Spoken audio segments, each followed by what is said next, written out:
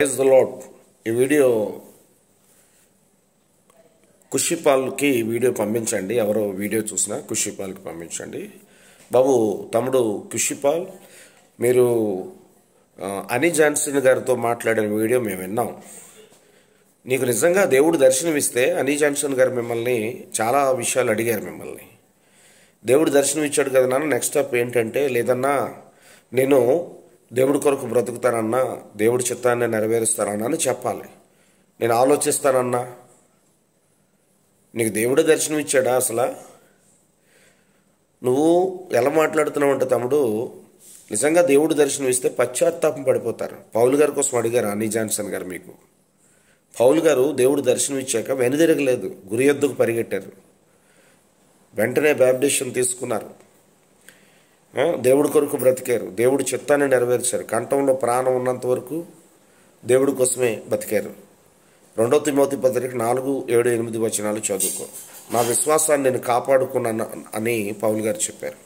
నువ్వు దేవుణ్ణి నమ్ముకున్నాను అంటున్నావు, సేవకుడిని అంటున్నావు, సాతాను చేతిలోకి వెళ్ళిపోయి, సాతాను చిక్కుముడిలో పడిపోయి, మతోన్మాదుల దగ్గరికి వెళ్ళి ఇష్టానుసారంగా దేవుడి మీద బురదేశావు.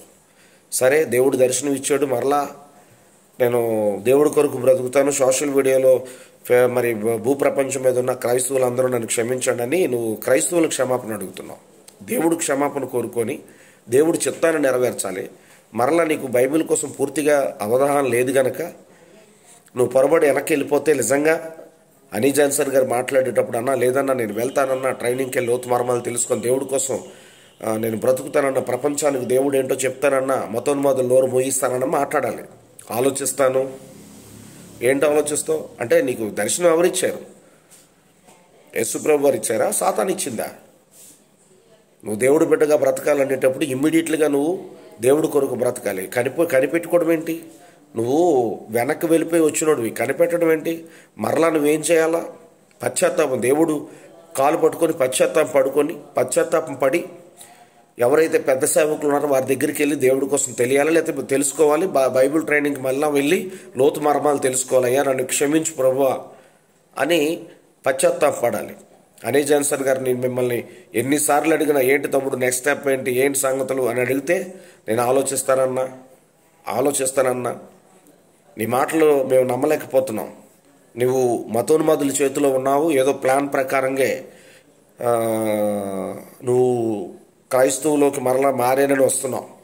ఏదో ప్యాకేజ్ ఏదో నీ వెనకతలు ఉందని, కొంతమంది వెనకతలు నిన్ను ఆడిస్తున్నారని, ఇది కేవలం సాతానని మేమైతే నమ్ముతున్నాం. ఎందుకంటే నీవు నిజంగా క్రైస్తవుడిగా బ్రతకాలి, దేవుడు దర్శనం ఇచ్చాడు అనేటప్పుడు నువ్వు ఇమీడియట్లీగా దేవుడి కొరకు బ్రతకాలి, దేవుడి చిత్తం నెరవేరుస్తానన్నా అని చెప్పాలి. మీరు అనీ జాన్సన్ గారితోనే మీరు వాదిస్తున్నారు. అన్నా నన్ను మాట్లాడిని, అన్ని మాటలు మీరే మాట్లాడుతున్నారు, నన్ను మాట్లాడినని పెద్దవారికి మీరు సమాధానం చెప్తూ మాట్లాడుతున్నావు. నిజంగా నువ్వు దేవుడి బిడ్డ అవ్వాలనుకుంటే ఒకటి మాత్రం వస్తున్నాను తమ్ముడు, నీవు దేవుడి బిడ్డగా బ్రతకాలంటే దేవుడు ఖచ్చితంగా నేను వెనతటి నడిపిస్తాడు. అది దేవుడు దర్శనం అయితే నువ్వు పశ్చాత్తాపం పడి ఇప్పుడే వెనుదరక్కంట. ఇంక దేవుడు సేవకుడు ఎక్కడున్నాడు అక్కడికి వెళ్ళిపోవాలా. మంచి సేవకుడు ఎక్కడున్నాడు అక్కడికి వెళ్ళిపోయి దేవుడు మర్మాలు తెలుసుకోవాలా. అర్థమైందా? అది అంతేగాని ఇంట్లో ఉంటాను ఆలోచిస్తాను అనే మాట చాలా పొరపాటు అయిన మాట.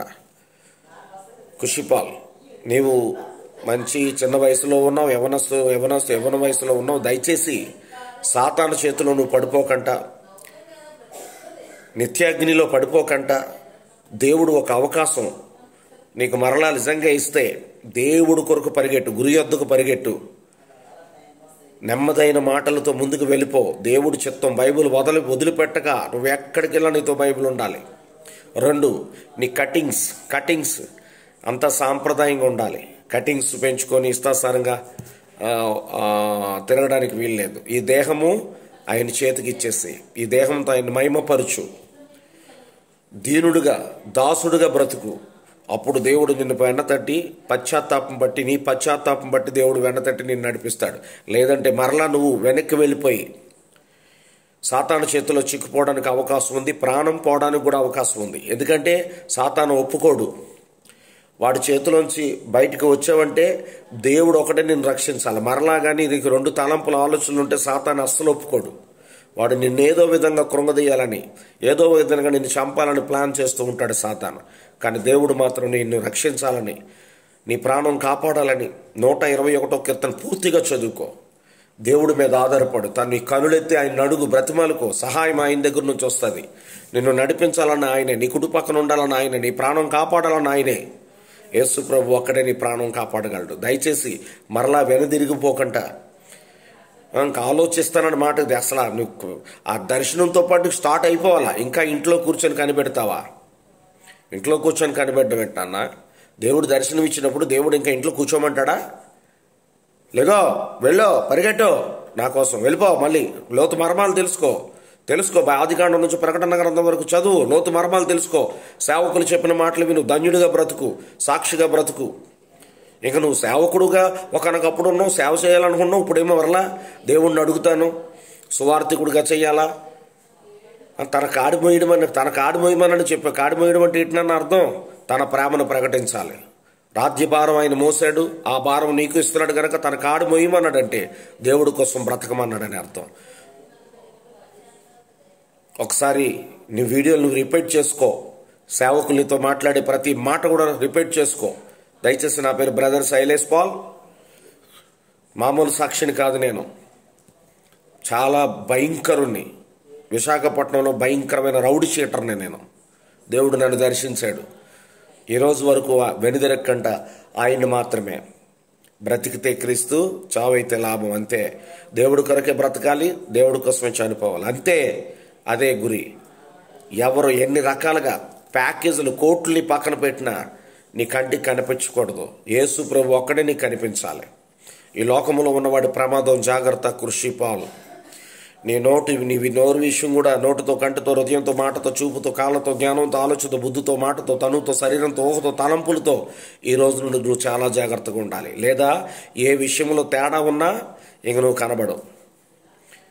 తమ్ముడు జాగ్రత్త, ప్రార్థన చేసుకో, దేవుణ్ణి అడుగు, బైబిల్ ట్రైనింగ్కి వెళ్ళి మరలా లోతు మర్మాలు తెలుసుకో.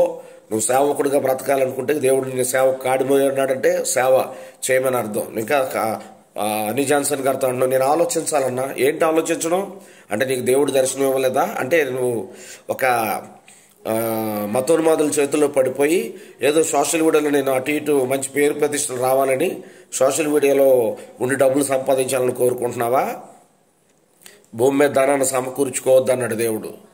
ధనవంతులుగా ఉన్న ఎవరైనా సరే ఏ ఒక్కరు కూడా పరలోకానికి పోరు.